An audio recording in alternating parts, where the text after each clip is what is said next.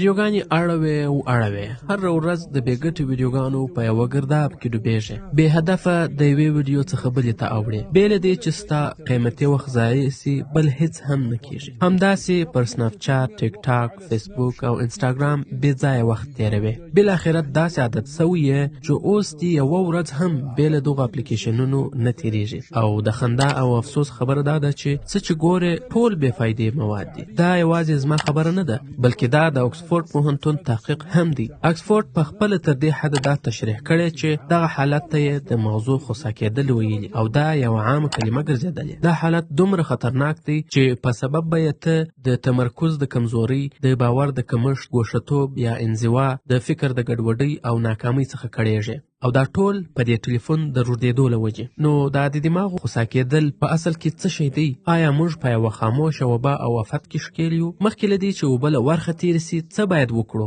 او څه ډول ځان ورڅخه وژغورو د مغزو خوسا کېدل خدای دې وکړي چې جوړ روغ به یاست دا انځوریزه په تلیفون کتلو د روږدو کسانو لپاره ده خو غم دا دی چې همدا کسان یې بیا تر پایه نسي کتلی ځکه د دې روږدیا یوه نښه دا ده چې ګټورې انځوریزې به در باندې غمیږي یعنې که دا انځوریزه در باندې وغمېدل نو په بخښنې سره غوسه به وي مطلب ماغزه به دې همدې حالت ته رسېدلي وي معفن اقصد متعفن الدماغ بلن ډول خوسا مغز هغه ته وایي چې په انټرنیټ کې ډېر زیات بې فایدې مواد ګوري او هر هغه محتوا ته بې فایدې ویل کېږي چې لیدونکي ته هیڅ علمي یا فکري ګټه نسي رسولی یعنې ته یې ګورې خو هیڅ ګټه نه درته کوي کیدای سي ته حرامو ته ګورې لکه نیمه بربنډ تصویرونه د مشهورو خلکو ژوند چې اکثره له بې غیرتۍ ډک وي یا بې غیرتي پکښې نه وي کتل یې حلال وي خو تا ته هیڅ فکري ګټه نه در رسوي د احصایو له مخې ته تقریبا هر ورځ 6 ساعته د سکرین مخ ته تېروي که هغه موبایل وي تلویزیون وي او که نور که زه درنه پوښتنه وکړم او رښتیا راته ووایې چې د هغو بې ګټو موادو فیصدي څومره ده چې ته یې هره ورځ ګورې 50 سلنه بې ګټې او 50 سلنه ګټور او که 90 سلنه بې ګټې او 10 سلنه ګټور کوم ځواب ستا حالت ته نږدې دی غالبا دوهم ځواب که احصایې یو طرف ته کو او منطقي وغږېږو که تا 90 سلنه ګټور مواد کتلی او ستا په څېر ډېر نور کسان هم وای نو موږ به نن د اوسني حالت په پرتله په یو ډېر غوره ځای او حالت کې وای کنه زموږ عقلونه د دومره ډیرو چټیاتو سره د مقابلې وړ نه دي دا داسې ده لکه ته چې په یوه تیاره خونه کې د کتاب لوستلو هڅه کوي په داسې حال کې چې رڼا قطع وصل کېږي بې له دې چې ته پرې تمرکز وکولی سې یا ورباندې پوه سې ډېر جزئیات راښکاره کېږي او پټېږي کله چې تا تل ټلیفون سترګو ته نیولی وي او ښکته پورته یې کوې نو ستا له مغزو سره همداسې کېږي لتلك الشاشة بيدي په خبره پوه سوې د مغز خوسا کېدل لومړی یوه خندونکې اصطلاح وه مثلا په امریکا کې د یو ډول ساتیري په توګه دې ډول او دې ډول ویډیوګانو ته د مغزو خوسا کوونکي ویل یعنې هر هغه عجیب شی چې یو ډول ټکان ورکوونکی وي د مغزو د خوسا کېدو لامل کېږي خو دا اصطلاح له ساتیري څخه ډېره لرې ده ځکه کله چې ته داسې یوه بې ګټې ویډیو ګورې په غیر شعوري ډول د هغې لیدلو ته تر پایه دوام ورکوي ځکه چې ستا په مغزو کې د ډوپامین یا د خوشحالۍ د حس تولید لوړېږي بیا سکرین پورته کوې او مخکنۍ ویډیو ته ورته بله ویډیو د هغه ویبپاڼو د الګوریتم د سیستم له وجې درته راځي نو ستا ډوپامین بیا پورته کېږي بیا راکښته کېږي ته بیا سکرین پورته کوې او همدا قصه روانه وي همدا زموږ د همدې انځوریز اصلي هدف او زموږ په ژوند کې د ټولو بدبختیو ریښه ده ستا په ډوپامین کې همدا لوړ او ځوړ ستا د مغزو هغه سیمې ته چې د پرېکړو نیولو او ځان کنټرولولو مسؤلیت لري اضطراب پېښوي نو په دې وخت کې ستا ټولې پرېکړې غلطېږي ته به د ژوند په ډېرو مهمو چارو کې غلطې پرېکړې کوې خو ته فکر کوې چې سم پر مخ روان یې خو بیا وایې چې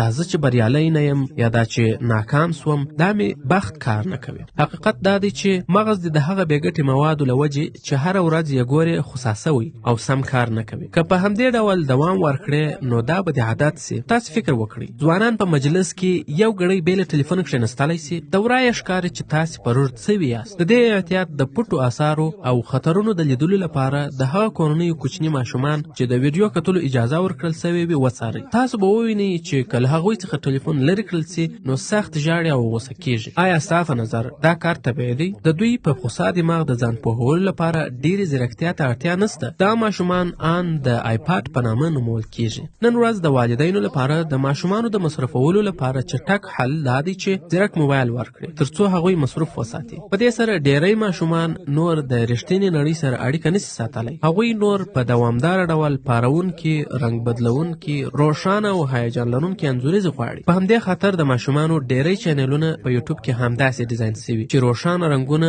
او هیجان لرونکي وي ترڅو د ماشوم پام د ځان سره وساتي. خو په پای کې ماشوم څه ترې زده کوي؟ هیڅ نه، یوازې په هغه سکرین پورې ډیر نښلي او روږدي کیږي. اوس مهمه پوښتنه دا ده چې هغه خلک چې د انسانانو راتلونکی نسل روزي څوک دي؟ له بده مرغه هغه موږ پخپله یو. خدای دې رحم وکړي. اصلا موږ پخپله د مغزو په خوسا کېدو اخته یو، نو له خپلو ماشومانو به څه تمه لرو؟ د نسلونو د پرتلې په وخت کې د سکرینونو اعتیاد زیات مخې ته راځي چې په میلینیلز او الفا نسلونو کې مخ په زیاتېدو دي. البته خبره یوازې پر روږديتوب نه درېږي، پر ځان باور په څه حال کې دی. الله جل جلاله دې رحم وکړي. ته په غیر شعوري ډول له مشهورو خلکو سره د خپل ځان او هغه څه چې په خپلو اکاونټونو کې له خپل ورځني ژوند څخه خپروي پرتله پیلوي او پوښتې چې ولې د هغوی ژوند زما له ژوند څخه غوره ښکاري. ملګری، د هغوی ژوند ستا له ژوند څخه ځکه غوره دی چې هغوی په خپلو بې فایدې نشریاتو ستا وخت غلا کوي او ته په ځان نه پوهېږې. ته به د هغه مشهور کس له څارلو چې خپل ورځنی ژوند په سنپ چټ کې خپروي یا هغه مشهوره ښځه چې خپل ښایست په انسټاګرام کې خپروي څه ګټه وکړي؟ هغوی ستا له کتلو څخه پیسې ګټي او خپل خوبونه رښتیا کوي. بل خوا ستا پر ځان باور نور هم کمیږي، ناکامیږي او مغز دې خوسا کیږي. ټیک ټاکران په دې کې سیالي سره کوي چې تا ځان ته جذب کړي. ځینې عجیبې مسخرې کوي، ځینې خپلې ځانګړې شیبې ثبتوي او ځینې خپل ځان قصداً په داسې طریقه انځوروي چې زړه راښکونکي ښکاره سي او ځینې بیا د خپل عورت په د ښکاره کولو پیسې ګټي. همدا ډول نو ډیر دي. زما په نظر موږ خو له دې بې ګټې محتوا څخه اوس په دنیا کې هیڅ کوم د ګټې او عملي شی نسو ترلاسه کولی، خو د حرام نظرونو په څیر ډیر هغه څه ترلاسه کوو چې موږ په آخرت کې رسوا کوي. زه لا تر اوسه خپل هغه ملګري ته حیران یم چې پر ټلیفون ډیر وخت نه تیروي، حتی مطالعه د سکرین پر ځای پر کاغذ او کتاب غوره ګڼي. هغه په دې مشهورو ټولنیزو رسنیو کې هیڅ حساب نه لري، یوازې واتس اپ لري چې د هغه له لارې له خلکو سره اړیکه نیسي. یو ځل مې ترې د لامل پوښتنه وکړه، ورته ومې ویل وسړیه موږ ستا په اړه د مخامخ لیدلو پرته په هیڅ نه خبرېږو. خو ده فقط مسکا وکړه. نن هغه یو متخصص ډاکټر دی، په خپل کار کې بریالی او د قرآن کریم حافظ دی، واده یې کړی او خوشحاله کورنۍ لري. له الله جل جلاله څخه غواړو چې نور هم توفیق ورکړي. ښکلې خبره دا ده چې کله ورسره وینم نو زموږ ناسته تر ټولو ښکلې ناسته وي، ځکه هغه زما په څیر په ټولنیزو رسنیو کې خپل شخصي ژوند نه خپروي، نو زموږ په مجلس کې د غږېدو لپاره ډیر څه وي، نو په همدې خاطر د هغه سره له لیدو خوند اخلم. زه نه وایم چې ته د هغه په څیر له ټولنیزو رسنیو څخه بیخي ګوښه سه، باید یو توازن موجود وي، خو لږ تر لږه خپل شخصي ژوند باید شریک نسی. که دا کار کوي نو ډیر محتاط اوسه، ځکه د مغزو خوسا کېدلو لومړی لامل پخپله ته او هغه چټیات دي چې خپروي، او د دې نشر لامل هم پخپله ته او هغه چټیات دي چې ته یې ګورې، نور منفي نه غږیږي. د مغز په خوسا کېدو د یو اخته کس علاج چش کېدلی سي؟ لومړی ګام څه دی او باید څنګه یې درملنه وکړو؟ په لوړ غږ ځواب راکړه. شاباس.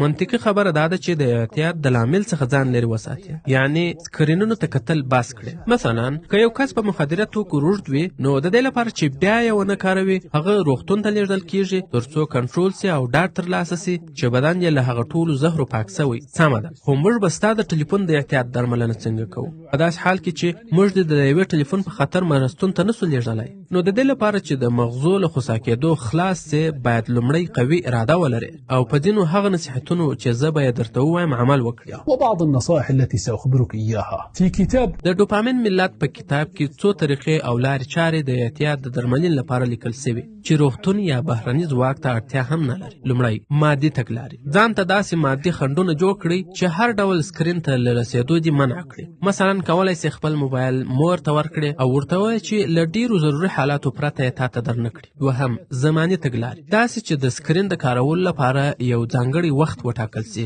او د یو مشخص هدف له پوره کولو سره وتړل سي. مثلا ووایئ چې زه به ټلیفون هغه وخت راخلم کله چې دا پاڼه مطالعه کړم. أخدم الشاشة عندما أنهي هذه دراسة هذه الصفحة مثلا. دریم پرېکنده تګلارې، یعنی په دې تګلاره کې خبره یوازې په دې محدوده نه وي چې ټلیفون له ځانه لرې کړي، بلکې باید له هر هغه پارونکي شی لرې سي چې د اعتیاد پر لور ستا لیوالتیا راپاروي. مثلا یو ناروغ په بربنډو ویډیوګانو روږد و، نو پرېکړه یې وکړه چې نه یوازې دا چې هغه هغه سایټونو ته به نه ورځي بلکې د هر ډول سکرین لیدل به پر ځان بندوي لکه تلویزیون موبایل او نور چې د د لیوالتیا د بیا پیدا کېدو سبب کیږي. زه د دې بشپړ کتاب لوستلو مشوره درکوم. دا به ان شاء الله له تاسو سره مرسته وکړي چې خپل مغز بیا را ژوندی کړي. ګرانو ملګرو، الله سبحانه وتعالی موږ په غوره بڼه پیدا کړي یو او موږ ته دا مغز را کړی ترڅو ساتنه یې وکړو او په هغه څه کې یې وکاروو چې هغه جل جلاله په راضي کیږي. د عقل صفا کول یوازې زموږ ځاني مسؤلیت نه دی بلکې لومړی دا د الله سبحانه وتعالی پر وړاندې زموږ دنده ده او بیا زموږ د اولادونو او راتلونکو نسل پر وړاندې. تاسو د نبی کریم صلی الله علیه وسلم خبر په یاد ولرئ چې فرمایي د قیامت په ورځ به د بنده پښې تر هغو له ځایه ونه شورېږي ترڅو ترې د هغه د عمر په اړه پوښتنه نه وي سوې چې په څه کې یې تیر کړ، د هغه د علم په اړه چې څه یې پرې وکړل. راځئ نن یو ګام د بدلون پر لور واخلو، خپل ځانونه پرې اصلاح کړو، خپلو عقلونو ته ځواک او صفایي بیرته راوګرځوو. په پای کې سبحانک اللهم وبحمدک لا اله الا انت استغفرک واتوب الیک. که دا انځوریزه مو خوښه سوې وي او ګټه مو ترې اخیستې وي نو اړینه ده چې د خپلو ټولو ملګرو سره یې شریکه کړئ. د الله په امان. ودمتم في امان الله.